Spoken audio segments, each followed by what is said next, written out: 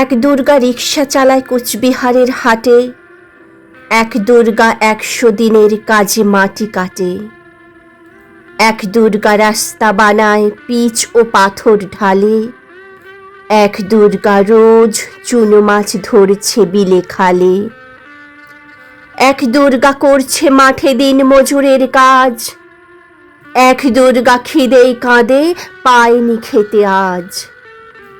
সবাই জানি এদের কারো হয় না কোনো পুজো, এরা তোমার মতো নয় কো দশভুজ।